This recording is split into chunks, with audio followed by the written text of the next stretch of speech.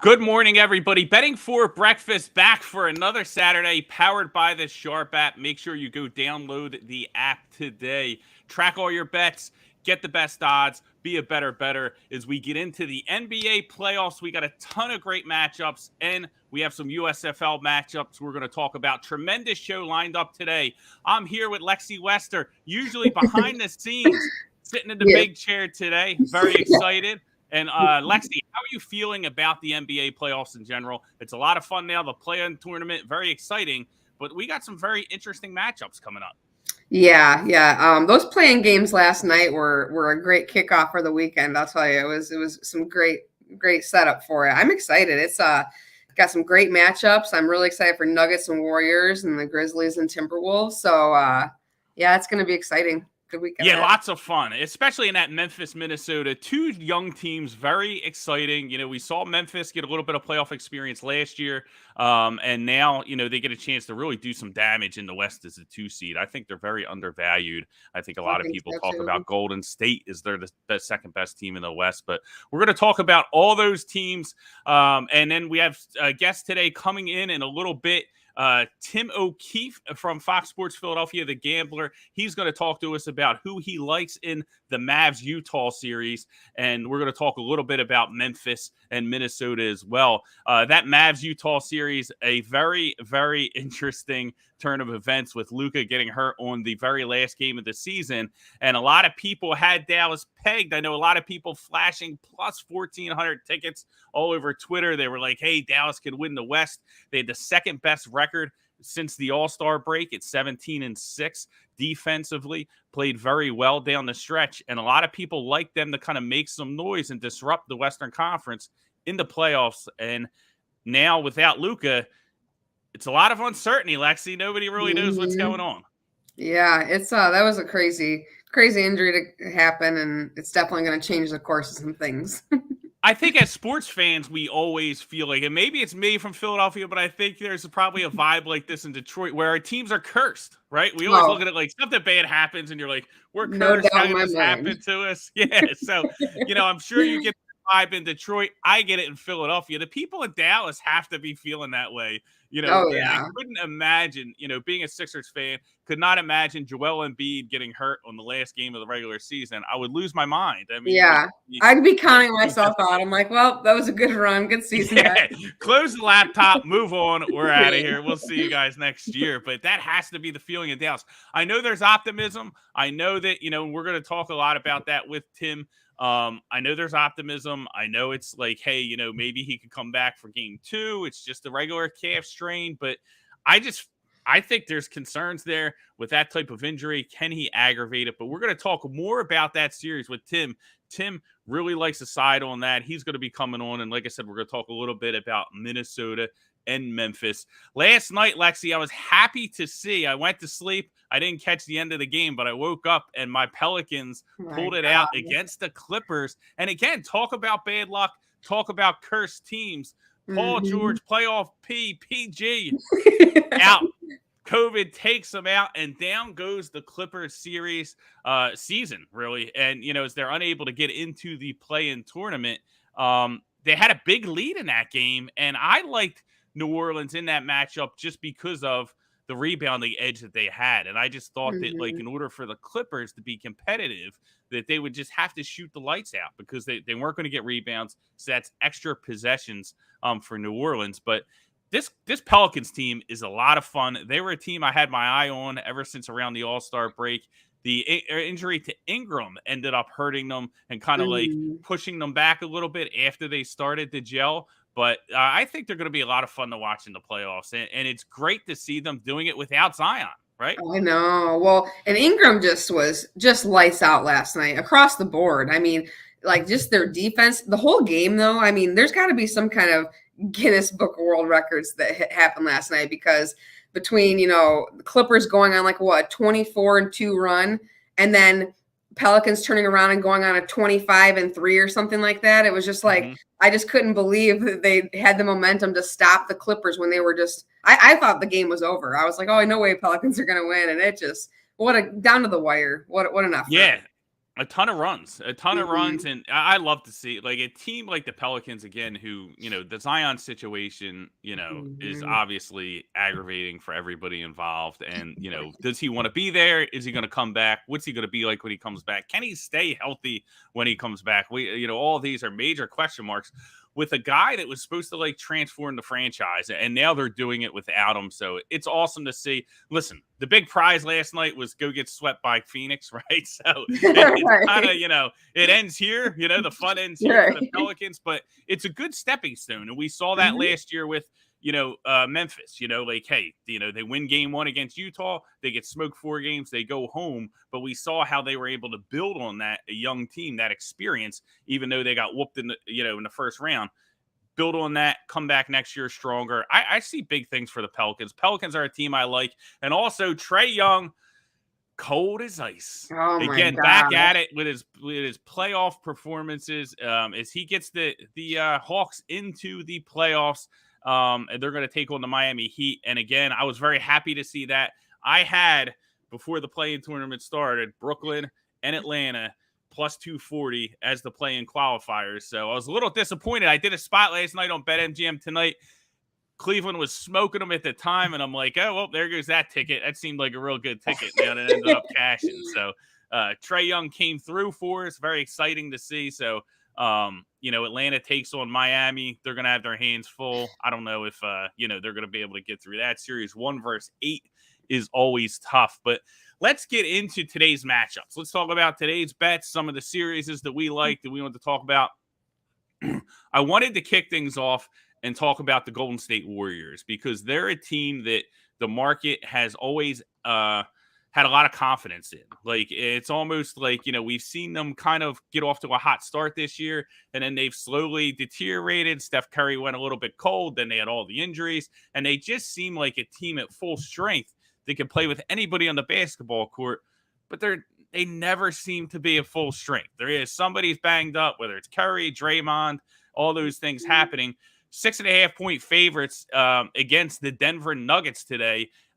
Denver obviously has, Nikola Jokic, the MVP of the league. He's probably going to win that award.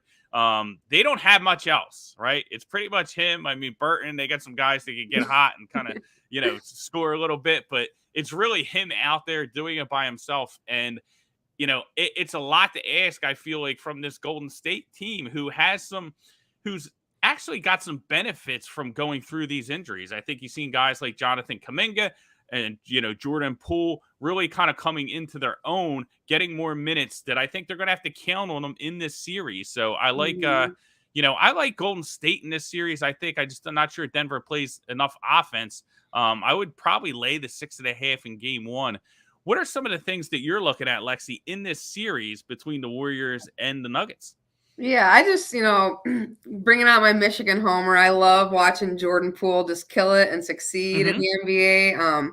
Just really stepped up, getting the support from like Draymond and like Steph, and it's just been incredible. This has been a great season to watch him. He's just been on fire, proving everyone wrong, but that's just really what I'm looking for. And then hopefully, getting Steph back out there and watching him in these playoffs, because as much as talent they have, he's the diamond of this team. So, if they want to make a run, he's going to have to be healthy, come back. I know he hasn't played in over a month, so we'll see if he's going to be ready for tonight and play. But it's gonna be a good matchup. I think ultimately that the Warriors are going to win this series, but I think that it's not going to go down without a fight. We got the it's going to be a good matchup. Yeah, it's going to be very competitive because you think, especially in those games that go to Denver. You know what I mean? Because then, Mm-hmm. you're playing in Denver, into thinner air, and, that could be an advantage for Denver as the series goes on.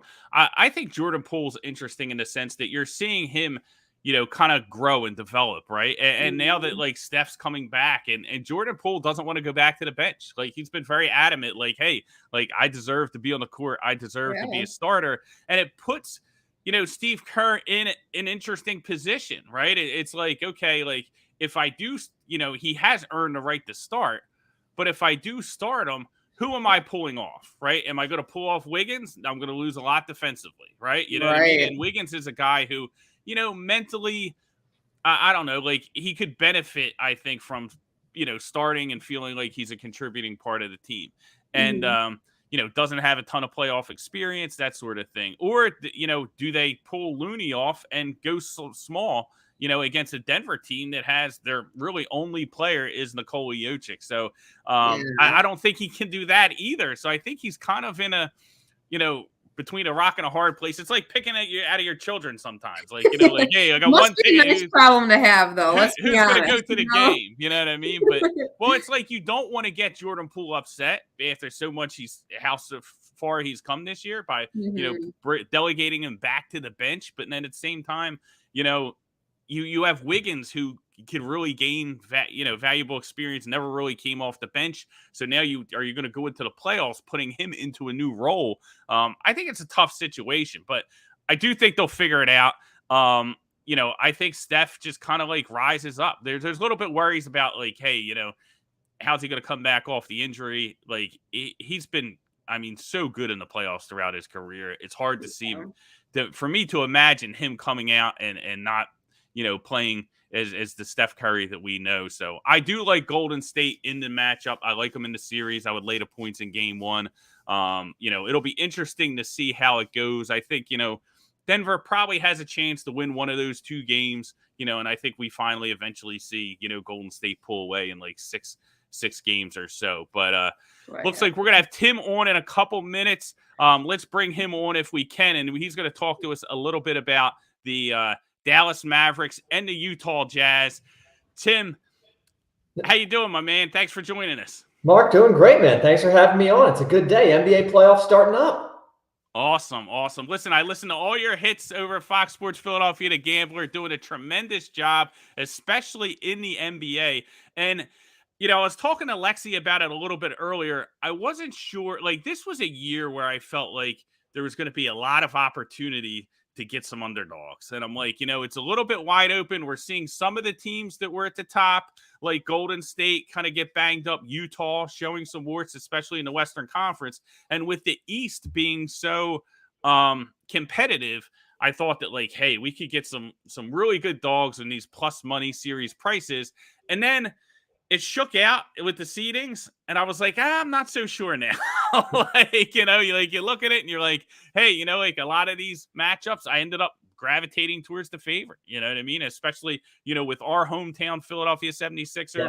I know that Toronto's a trendy pick. I like the Sixers there. We can talk about that in a little bit, but I wanted to pick your brain. I know you really like a side in the Mavericks and the Utah Jazz series. And this was one that was tough to handicap because I was very adamant in the past couple of weeks that I could not wait to fade this Utah team, bickering internally. Donovan Mitchell keeps shooting, won't pass it to Gobert. Nobody likes Gobert. They all seemed like they're just ready to kind of throw in the towel and go their separate ways at the end of the year. But now they get the breaks of all breaks with Luka Doncic getting injured. And how does that impact Dallas and how many games is he out? What are your thoughts on the series in general? What we can expect in game one from the Dallas Mavericks without Luka Doncic? Yeah, Mark. So I think it's a great the way you just asked. It's very key. It's two separate questions. There's today and then there's a series. If Luka's out for, let's say 3-4 games, I think Utah is going to be able to take this series. But for this game one in Dallas, we know Luka's not playing. We know Tim Hardaway's not playing. They're a little shorthanded, but it's one of those scenarios where I do like them to be able to step up for a one-game scenario and take this out. You mentioned everything that's been happening with Utah, internal bickering. They've been one of the worst road teams against the spread this year. I think it's 16-24. 16-24-1, which is a weak spread on the road. I think that's the fourth worst in the league. They've really just struggled down the stretch also recently. They're only 13-11 since the All-Star break overall. And yeah, I'm still riding on that fade them until they kind of prove me otherwise. Now, obviously, if Luka's missing the whole series, they're going to be able to overpower them eventually. But I do expect, Jason Kidd and that team to figure out how to take advantage of Gobert. Because one of my big takeaways from the playoffs last year was when Utah went out to the Clippers was Gobert became unplayable. This is like before some of the internal struggle. I know they were still not loving each other, but he became it was a Ben Simmons-esque, hey, he's an asset in the regular season. He was a liability in the playoffs. That's the word. He just fell apart for them, and they were able to go at him and use his slowness against him. I think Dallas is going to be able to come up with a strategy there today and kind of get out in front of them, take advantage of that in game one. Again, Utah will be able to adjust if Luka doesn't come back. They need him back eventually. But for today, giving me the 5 points at home with the Dallas team against Utah, who has not proven me anything on the road this season, I am all in on the Mavericks today. Liking the Mavericks in game one, it's not a bad angle the way you set it up. I'm just very concerned about this Mavericks team without Utah. And it's weird because, I looked up some of the data, net rating, they're pretty much the same with Doncic on, Doncic off the floor. Yep. It's not like they lose, they gain some defense. They gain about 5 points of defense per 100 possessions. And, they lose it in the offense. So they become a different team. Total might be a look, right, without Doncic, but I'm sure the market had already accounted for that. Yeah. They're aware of all these stats as much as we are. But, Dallas is a team 17-6 post All-Star break. One of the best defensive teams in the NBA during that time. And Utah is a team that offensively just doesn't seem to be congruent, right? They're not working together well. They're, not passing the ball around. So I don't know. I mean, I like Utah to win the series because I do believe that this Doncic injury is more serious than I think what people expect. Not in the sense of, hey, he's going to miss 4 or 5 games. Maybe he does come back in game 2, maybe he does come back in game 3, but he's not going to be 100%. And there's a serious chance that if he comes back, he re-aggravates this thing, and it could lead to a more, a bigger injury, that could just knock him out an entire series. But I think that it's, just too much variance there for me to kind of back Dallas in the series. But I like your angle in game one. I think that makes a lot of sense. Coming, the way Utah has performed on the road, and then the fallen star theory, right? We've all talked about that. We heard that with Villanova when they had their injuries, towards the end of the tournament. The teams historically kind of come together, right? And kind of can pull it together for one game, play above expectation. And then, the results of that injury kind of play out as kind of, as the series goes on. But you think they could steal game one? Yes. I know a lot of people. Let me ask you this question. I know a lot of people that are looking at it from the other side of the angle, where if Utah is able to win game one, they're willing to hop on with Dallas at even a greater price in the series when the odds obviously shift more towards Utah. Do you think if Utah is able to win this game, maybe they win the game, they don't cover, right? We win our bets, they win the game. Dallas's series price obviously gets a lot longer, right? A lot more advantageous. Do you recommend jumping in at that point, even with the uncertainty with Luka? Yeah, Mark, that's the one that it's a great question. It scares me. I'm not Dr. Tim. The Luka injury, I think I'd almost wait and see after game 2, because right now the rumor is he's hopefully back game 3. That seems to be the best estimate. I haven't heard officially ruled out game 2, but most likely game 3 if everything progresses as well. I might wait till that point, and then if I can confirm, hey, he is actually playing game 3, and there's still risk to that, like you mentioned, hey, he comes back. Are we getting A level Luka? Are we getting B, C level Luka? Who's still a good player, but then is he going to try to force things because he is that team leader? You could have Charles.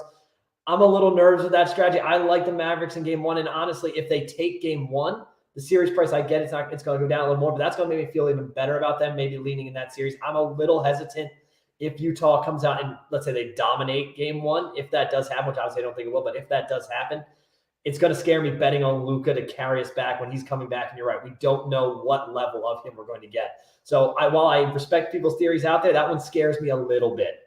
Yeah, I mean, it's going to be a lot of fun to watch. And listen, I'm on Utah. I mean, I laid the 4.5. I don't know. I'm a little nervous about it, to be honest with you. You threw those road stats at me, but we're going to play it out. I just think a lot of people, the narrative is, hey, they can't, the narrative is there's a lot of internal fighting with Utah, and they're not long for the playoffs. There's been years and years of them disappointment in the playoffs, not playing to expectation. But I think that has kind of taken over in the sense that we forget that, they're still pretty good basketball team. They're still number 3 in net rating for the season. So I think that, without Luka, and again, this is prefaced on I'm not sure that Brunson and Dinwiddie and those guys are ready to kind of step up in this type of situation immediately. I just think in game 1, I think Utah kind of make a statement and a win with margin, but I don't know. On the road, it's a good point. It's going to be a lot of fun. So it's good we give the audience both perspectives, right? Because it's a series that I think a lot of people have a lot of questions about. Before we get you out of here, Tim, I want to talk a little bit about what I think is the most entertaining series on the entire board. It's going to be the Memphis Grizzlies and the Minnesota Timberwolves. Minnesota, obviously, been getting beaten up in the basement. That franchise has not had a lot of success. Anthony Edwards brings a different swag to that team, and now they're in the playoffs. They get in the playoffs. Everyone's making fun of their celebration. I can't wait. I'm excited just to see Dylan Brooks and Anthony Edwards jaw at each other for like 4 games at least. I know I'm at least going to get that. But what are your thoughts on this series? Memphis, I think, one of the best teams in the NBA, but Minnesota is a team that has the offensive firepower to give anybody trouble. Absolutely, Mark. So you're right. Memphis, great. They're the story of the season, right? Like they came out of nowhere, the number 2 team in the West and in the NBA, and they've been great. I'm not trying to take anything away from them. They've earned everything they've gotten. But this is a team, they haven't had any much playoff success, right? They made it last year. They lost to Utah in the first round. A lot of their core, that's the only playoff experience that they have. I have John Morant, fantastic season, MVP candidate. Not going to get there, but MVP candidate. And he's only played 1 game since I think like March 16th or so. He played 5 days ago or 6 days ago in New Orleans, and that's it. So he's going to play. It's not like Luka where he's not going to play. He's going to play, but I don't know what version of him I'm getting. He didn't get held out that long for no reason. There's something a little off there. So there's a lot of questions I have about Memphis with that lack of playoff experience, Ja's questionable health. And then, on that Minnesota side, they have a big 3. Is it a championship big 3? No. But there's not many teams that can say I have a guard, a forward, and a center that have either been all-stars recently or are going to be all-stars in D'Angelo Russell, Karl-Anthony Towns, and Anthony Edwards. Those 3 can carry. We know that star power carries in the NBA playoffs. Right now, you're getting Minnesota. I think last I saw was plus 260 or so. I think this series comes down to the wire. So if you're telling me I think this is a coin flip, plus 260 is a really good coin flip. So that's where I'm leaning with it. I'm not saying, hey, it's a lock. Minnesota's got this. But I love the value you're getting with the Timberwolves because they have that big 3 that can help carry them in the playoffs with star power. And I have those questions with Memphis not really being here before. And it's new territory for these guys. Yeah, it is. It is. I mean, listen, like you said, they had the series last year. They won game 1 against Utah. They got out of there. They kind of got wiped. How can they build off of that? Does that experience help them? But the Ja Morant thing is key. They're going to need Ja Morant. We saw last year how much he was able to elevate his game in the playoffs, averaging 19 points a game during the season and then averaging like 30 in those 5 games against Utah that they played last year. So it's going to be an interesting series. I think where Minnesota gets into trouble is I'm not sure, and again, it's going to depend on is Ja Morant the Ja Morant that we expect, right? But who's going to cover him, right? And I think that's kind of going to be an issue for them because if they put Russell on him, they're going to have to score 145 points to win, right? Like, the Memphis offense is going to smoke if they try to put Russell on him. If they put Edwards on him, then you kind of run the risk of, wearing him out on both ends of the court. You know what I mean? And that's really your number 1 guy. I think Anthony Edwards is really the engine that makes this Minnesota team go. So now you're going to task him with covering Ja Morant for a 7-game series. I think it's tough. I think that's a dilemma that they have to figure out where Memphis has the depth with Jaren Jackson Jr., Dylan Brooks to where they can put those people on Edwards to kind of give Morant a little bit of a, break on the other end of the court. So I love Memphis. They're one of my favorite teams. I didn't play the series, but I did lay it in game 1. I laid the 6.5. I laid 3.5 in the first half, and I took the over 30.5 for the first quarter. So they're a team that consistently best team in the NBA against the spread, best team first half against the spread. But Minnesota was the second team against the spread in the first half. So all that's going to be interesting. Tim, it's going to be so much fun to watch these series. Can't wait to talk about them with you offline. But tell everybody where they can follow you, where they can see your content in the coming weeks about the NBA playoffs. Yeah, Mark, thank you. So you can follow me on Twitter at TKO_picks. Like you mentioned, I do the hits each week with Sean Brace on Fox Sports The Gambler, as well as occasionally some weekend spots there. And then on PhillyInfluencer.com. Those are the 3 spots that you can find me, my friend. And thank you very much for having me on, sir. It's been a blast. Awesome. Thanks for coming on, Tim. Hopefully we cash all these bets, but we'll catch up with you next time. But everybody follow Tim O'Keefe at TKO Picks, knocking out the books on a weekly process. You heard the man. He likes the Dallas Mavericks, and he likes the Memphis Grizzlies, a big plus money Or no, the Minnesota Timberwolves. Correct. I apologize. Plus 260. He likes the Timberwolves to make some noise. So, Tim, thank you so much for joining us, and we'll catch you next time. Good luck throughout the NBA playoffs. So, Tim, very interesting points there, Lexi. He likes the Minnesota Timberwolves, and that's a team coming off a huge win, carrying that momentum against the Grizzlies. It's going to be the most fun series out there. I can't wait for that series. That's the one series I can't wait to watch. However many games we get. I think we only might get 4 or 5 games. Tim thinks it might go 7. Listen, he does a tremendous job over there, not doubting them at all. Brought up some great points. The Memphis team is a team that I really like. What are your thoughts on this series, Lexi?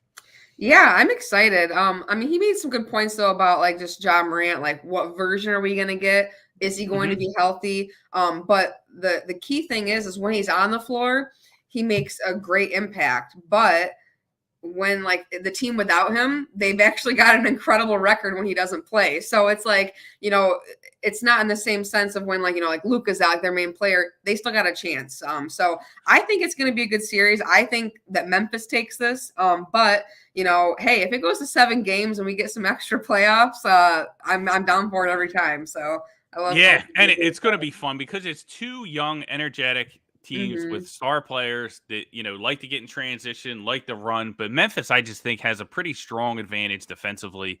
And again, you touched it. Like even with Morant off the court, they were incredible. I think they're like 20-3. Yeah, when he was out, so was happy. He's like, hey, if they can win without me, let's do it. You know? Lose your best player and you still dominate the NBA. And I think that speaks to their depth because when he's not on the court, defensively, they're so much better. Like they're a lot better. Like they can lock teams up. Morant obviously brings that scoring, and he's critical to them in the sense that we talk about playoffs. It really comes down to the final minute of the game, 2 minutes of the game. Your star has the ball. The other team's star is going to have the ball. You're going to be trading buckets, and whoever has the will to get the job done and carry their team to advancing, it ends up happening. Like it's a very half court. Possession, last few possessions, these games usually come down to it. And it's which star can elevate their game and get the job done. And we saw Morant do that last year. I mean, they didn't win the games, but he was tough, man. I mean, he was averaging like 30 points a game. So he's one of my favorite players to watch. Yeah, he really is, man. He's just so fun and just so like just the fire in him, and it's great. He loves the game. He brings that energy, man. Like Absolutely loves the game, and when you can kind of like again elevate your game like that with the game on the line, the players kind of feed off that. They know they can count on you down the stretch, and I think we're going to see a big leap from Memphis. But I'll be interested to see what we get out of Minnesota because a lot of my angles, there's some narrative packed into it because some of it's like, hey, Minnesota emotional letdown. Coming off the big celebration, you know what I mean, where they won the play-in and they were going nuts like they won the championship. I think all that. Say something about that real quick. I think that it's like let them celebrate. Let them get to what everyone was making fun of them and saying Pat Bev was just like making kind of a ass out of himself. It's like no, like they. Played win, they've been doubted. They've had, all these cursed like years and stuff. Like, let them celebrate. Let them go crazy on a playing game. Who cares? It was a great win, and now they got a chance to, to win it all. Still, I hope in a way that if Grizzlies don't, then they can go on and win some games because they deserve it. And it's just hard fought. So it'll be a good series, though. I'm really excited for it. It's probably my top one. I think so too. And, I agree with you 100%. Like a lot of people don't relate to some of the pain that some of these franchises go through and how it stinks. I'm a Detroit fan, I know. Yeah. And I know like from Philadelphia, like with the Sixers, like everyone wants to make fun of the process or whatever, but like we literally had parties for like the lottery because we were just like, get us out of here, like, and we would pack the stadium and celebrate the lottery. So, I think they do deserve to celebrate. And at the same token, like we do have a right to make fun of it a little bit, right? Like we can have fun with them celebrating as well. Like we don't have to be like super uptight about the situation. But it's good to see. It's good to see some different faces in the playoffs, some different teams, some young players elevating some of these franchises that haven't had a lot of success because you want there to be belief from these young players when they get drafted by these franchises that, hey, like I can turn this franchise around. I don't have to just wait for free agency or force a trade. I can actually make it happen and really be, the defining change in a franchise like Anthony Edwards has been with the Timberwolves. So absolutely love it. We talked about 3 of the 4 series. The one we didn't talk about was my Philadelphia 76ers. A lot of people, like the Toronto Raptors, in this series, played very well down the stretch. Can understand why Nick Nurse, defensive wizard, is going to have his own defense. He'll be using his length to attack Joel Embiid, try and get the ball out of Embiid's hands. Lexi, I like the Sixers here, and I don't think that it's me just being a homer and being from Philadelphia. I really think that, people are kind of overvaluing what they saw towards the end of the year and making an assumption that James Harden's not going to elevate his game in the playoffs, that Tyrese Maxey is not going to be able to continue his progression as a player in the playoffs, I think is a little short-sighted. I think last year we saw, this series reminds me a lot of last year when the main narrative was when Milwaukee got paired up against the Heat. It was a team that they'd never had success against. And it was like, oh, well, that's their kryptonite. Write Milwaukee off. They're just going to wall off the lane and make Giannis stay on the perimeter and beat them on the perimeter. And he can't shoot, so they're not going to have success. And then Milwaukee smashes Miami, runs the table all the way to an NBA championship. Not saying I'm confident the Sixers can do that right now, although I would like it. But I do think that there are some similarities here, and I think people are too quick to hop on Toronto here. They need to keep in mind 76ers have what could be the most talented player in the NBA in Joel Embiid. Yeah, for sure. That's going to be a really good series. But I'm with you, though, that I think that Sixers just have, I think the talent and, the ability to take this. And to anyone counting James Harden out, it's like, come on, I know it's I don't want to be a hater on him, but God, he's like one of the best players in the NBA, especially like when it comes to postseason. He is just one where it's like if he can prove someone wrong and he can, get ahead. That's the motivation. That's his motivation. I think that's the motivation. And let's be honest, right? Like people point at how Harden played down the stretch, and I'm not saying these games weren't important. They were obviously very important. The Sixers won one more additional game, they probably would have been the 3 seed. And we'd be talking about sweeping Chicago and getting some rest instead of, fighting for our lives against Detroit. And, but I think, the main point is like when you look at this game and kind of like how it plays out is that, Toronto's awful in the half court. And that's where these playoff games are played. Like that's like their weakness is their half court offense. They don't have anybody that can, penetrate off the dribble, create their own shots.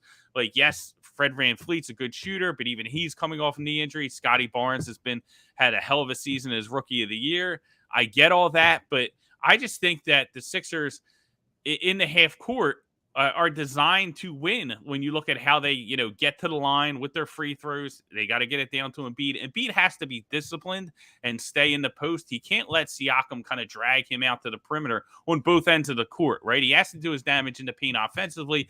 Defensively, he has to stay in the lane, let Siakam go out in the perimeter if he wants to go out in the perimeter, but he's got to stay under there because they have to contend and get rebounds in this series. They can't get smoked on the boards because they can't give up those extra possessions. So I like the Sixers in this matchup. I think they can win the series. I think that, when you talk about Harden, a lot of people are just like, hey, look bad down the stretch. He must be washed, right? And I'm not saying he was sandbagging things, but would we be truly shocked if James Harden wasn't giving 100% effort towards the end of the season and saving himself to gear up for the playoffs? Like, right. Isn't that a possibility? You know what I mean? That like we could get to the playoffs and he could look, maybe he won't look as good as he looked in those first 4 games that everyone talks about against, the Timberwolves' bad defense and against the Knicks that got everybody excited about the Sixers contending for a title. Maybe he doesn't look that good, but maybe it's somewhere closer. Maybe he's not completely washed like he's looked lately as well, Mm-hmm. Yeah, and I think the key things too, though, in the Sixers pulling this off is that James Harden does need to show up. You do need to get good games out of him. And then, just their rebounding too, because I know that's been like kind of like a up and down all season or whatever. But yeah, I think the Sixers pull this out. I'll say like it'll probably go to 6 games. We'll do that. There we go. I'll take it. 6 games. Win it in Toronto. No Yeah. Thibault. Doesn't even bother me. I think Thibault's such an offensive liability. Like it's fine. I would just sit him the whole series, to be honest with you. I'm so aggravated at that dude. But that's another thing. He had this press conference where he talked about his decision not to get vaccinated or whatnot. And, it's fine. Like, I'm not really going to get into all that, whatever. Right. But it's like, he's like, oh, well, I'm still going to be there 110% for the players. And I'm like, yeah, and there's, a long drive to left field by Castellanos. Like, nobody cares. You know what I mean? Yeah, nobody cares that you're going to be morally there to support the team. To be honest with you, you're not there. I would think it's a distraction. I would probably deactivate them all 7 games. Just be like, whatever, dude, you're not with us. But before we get into the USFL, NBA playoffs going to be a lot of fun. We got about 10 minutes left, Lexi. I want to get into the USFL, which I think is going to be even more fun. I've been waiting all year for this. But we did get a comment we missed I want to touch on from Daryl Turner. He looks like he was checking in. Trade Zion. Don't waste the money with injury-riddled players like Zion when you get steals like Herbert Jones. And I agree with him. I love Herbert Jones, man. Herbert Jones. Too. Yeah, dude. And then they bring Alvarado off the bench. I like the way they play defense, man. And Herb Jones has been huge for that team. It's great. They got a lot of length. Ingram obviously doing good things offensively, but I think they have a young core that's playing together. Jackson Hayes, them getting him into the lineup has paid huge dividends. The Pelicans were a team that I won a lot of money with when that lineup started to gel. And then before the Ingram injury, which, he was out for 2 weeks.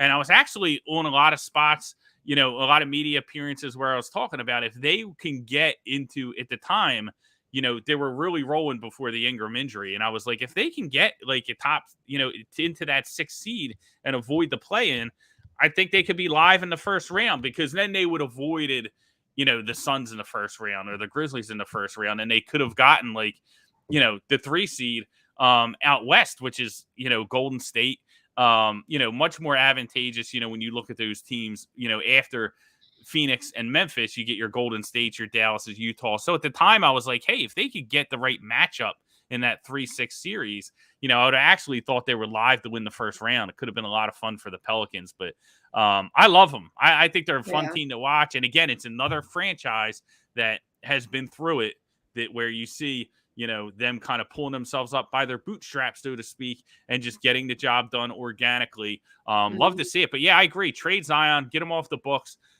Whatever you can get, you're going to get a good player because salaries have to match or whatnot, and then just build from there. But I would move on from Zion. Too much of a distraction at this point. But it's sad, we really had high hopes, but hopefully he'll find a place.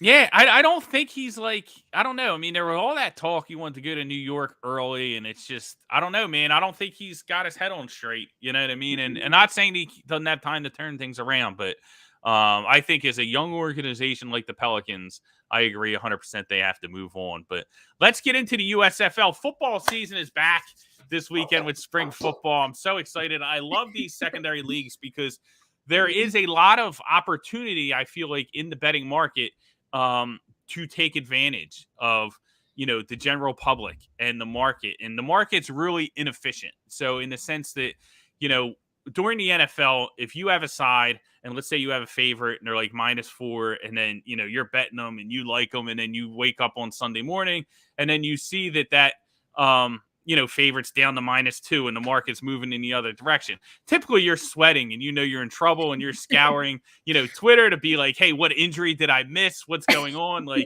I'm in trouble. Market very efficient in the NFL, right? If the line is moving against you, it's probably for good reason. It's not like that in these leagues. So in these leagues, the line movement is very unpredictable, not really sure. A lot of people aren't really sure what's going on with these teams. And I've been following these secondary leagues for a long time, year after year. I like to dive in just because I like football.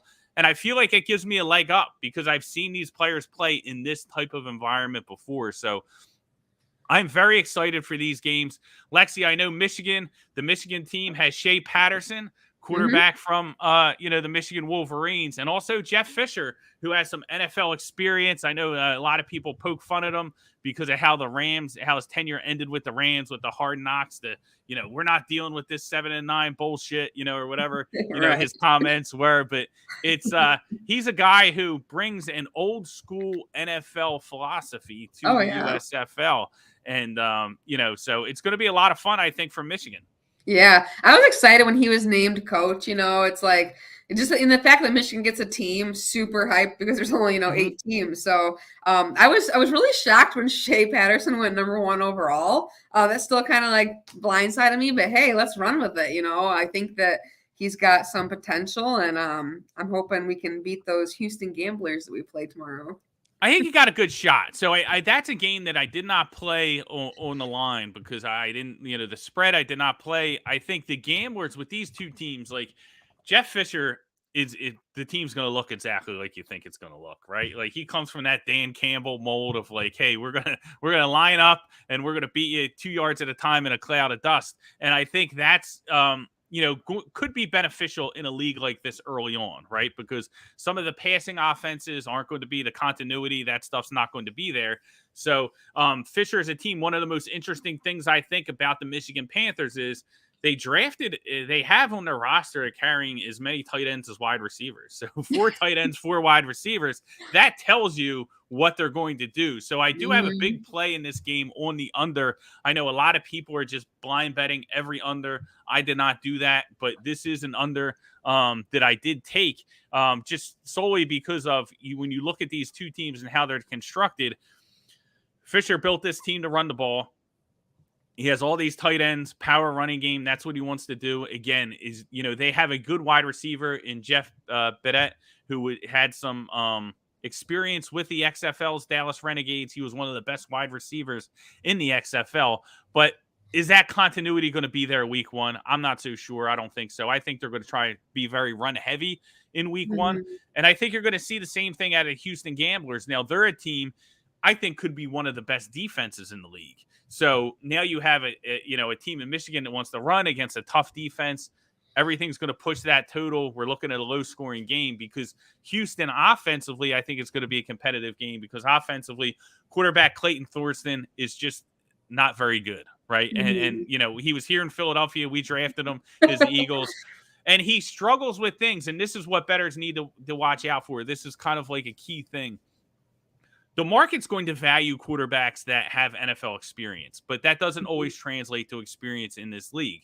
So a lot of the things you want to look for when you're looking at the quarterbacks is there are physical limitations that disqualify them from playing in the NFL. Like sometimes they're too short. Sometimes, they don't have the arm strength, right? In the NFL, you have to be able to throw the ball all over the field. You have to be able to have enough power in your arm to fit in NFL windows, over top of linebackers. You have to have enough arm strength to get the ball into tight windows. But that's according to, NFL caliber defensive backs and their closing speed, closing those windows. They're not going to be up against that in this type of league because the defenses aren't as good as well, right? So, quarterbacks with the intangibles that are better, like running through their progressions, handling pressure, those things that might not have the physical traits are much more valuable in this league. Thorsten's a guy who is, big build, strong arm, has the physical traits, but crumbles under pressure, doesn't see the field well, right? Doesn't run through his progressions well. Those things typically still haunt the quarterback even at this level, right? And I remember, going back a couple years ago when the American Alliance of Football rolled out, I was able to get a huge advantage there was a team, the Memphis Express, and they were coached by Mike Singletary, and they drafted Christian Hackenberg early in, the draft. Now, Hackenberg ended up with he was out like the first game or two, so didn't start the season. This Memphis team was really bad. And then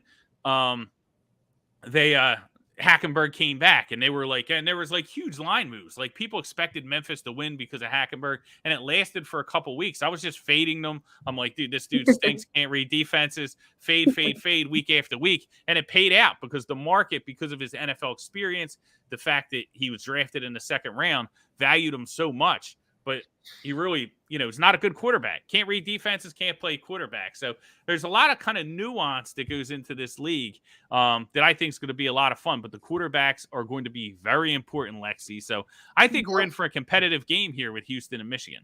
Yeah, it's gonna be a good one. I'm just excited. Football is like life, so I get and we get every time the secondary league comes out. AAF, XFL. I've loved it all. I'm hoping this one sticks and this one, really works and can branch out and maybe connect with the NFL somehow. We're really looking forward to it, but I'm excited. Yeah, and it's awesome. And one of the things I like about these leagues is you get to watch every game as well, right? So all the games are on TV, so you can DVR them. You can kind of go through it. Like I used to go through the games and kind of like you can kind of run it like all 22 to where you can just kind of like fast forward through and just watch the actual plays and then kind of like rip through it. But it helps being able to watch because in the NFL, you can't watch every game, right? You watch some red zone, you read the stats, but it's hard to watch all 16 games every single weekend and have your data processed and ready to go by the time Monday kicks around. But I like it. I enjoy it. Like that's a big play, that Michigan under. And then also I'm on the Philadelphia Stars. They're a team. We talked about the quarterback situation. They're a team that Bart Andrews, the coach, has had success in these leagues. He's a veteran and playing in these types of leagues. He won in NFL Europe. He won a championship there. He won 2 years at the Spring League. The last year, the Spring League operated. His team was undefeated. He drafted the quarterback that he drafted here with Philadelphia, Brian Scott. Again, good quarterback, has all the intangibles, doesn't really have the arm strength to make it at the NFL level, but does all the things, the field generalship, the ability to read defenses, does all that at a very high level. But the one thing that's interesting about the Stars and why I like them this weekend is, Andrews drafted a lot of players that played with him previously in these leagues. So there's a lot of continuity in the offensive line, with the quarterbacks, with the running backs, with the receivers, the skill position players. So I expect that team to be clicking right away, as opposed to these other teams that are still kind of getting used to each other with a small training camp, really trying to get on the same page. We have a coach here who has had success at this level, knows what it takes to win at this level, and then plus has players that have bought into his system that have already won at this level. So they're getting 2.5 points against a New Orleans Breakers team that probably might have more talent, like pound for pound. Like if you look at the teams, Kyle Sloter is the quarterback there. I think a lot of people like him, but it has a chance to be really good in this league. But Larry Fedora, the coach, like last time we saw him, he got canned at Baylor. They were outside of the top 100 in both scoring offense and yards per play. So, failed at Baylor. Last 2 years at North Carolina, Larry Fedora was 1-7 in conference both years with the Tar Heels. So I just think that it's the coaching that's going to make the difference, especially in a week one, which is why I took some Stars plus 2.5, took some Stars money line at 115. But again, it's going to be fun to watch it all develop. We got 3 games, Lexi. We got 12 o'clock on Sunday. We got 12 o'clock, 4 o'clock, and 8 o'clock. So, for those that celebrate Easter, you got the family over. There's no better way to spend it than staring at the TV, sweating out spring football bets. So, make sure that, everybody has a lot of fun. But it's good. We get the all-day action on Sunday. We get a taste tonight, the first game, 7:30, New Jersey Generals and Birmingham Stallions. So I'm pumped up, Lexi. It's football. I'm excited to talk about it each week.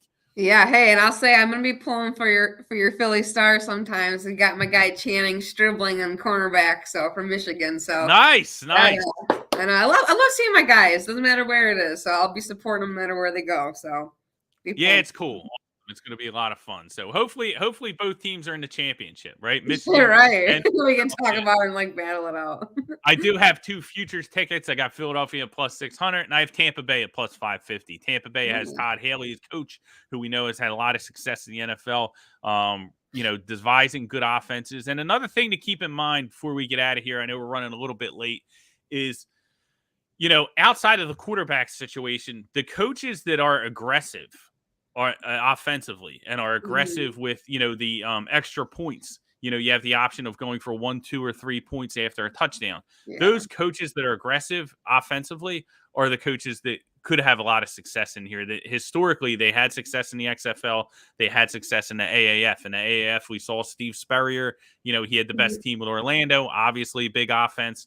XFL, it was the same sort of thing. June Jones, PJ Walker, the Roughnecks, all that stuff. So crazy excited for the USFL to kick off tonight. But the big plays are tomorrow that I have on the board. So it's going to be fun. It's going to be fun to keep talking football, before the, to kind of bridge that gap before NFL training camp starts. For sure. Can't wait. Yep, awesome. Well, listen, that's going to do it for us. Lexi, thanks for riding shotgun with me. I had a blast, dude. We're going to have to do it more often in the future. Sure. Everybody out there, make sure you go download the Sharp app and get in the Discord. The links are in the description. Going to be a lot of fun. Make sure you check those out. Listen, we got a ton of bets with the NBA playoffs, MLB action. Val has his parlay out there every day. You guys like parlays, get in the Discord, get involved in the action, be a part of the team at Sharp. The app's tremendous, gives you all the odds that you need from all your favorite sports books. And there's a lot of educational content out there. Whether you're, an experienced bettor or a novice bettor just getting started, you can get all the educational videos here at the YouTube page and in the app. So make sure you download the app today. That's going to do it for us. We will be back next week with our guy Dave betting for breakfast, and we'll be able to we'll recap what's going on in the NBA playoffs and what we saw and what we learned in the USFL in week 1. So everybody, good luck on your bets, and we'll see you then.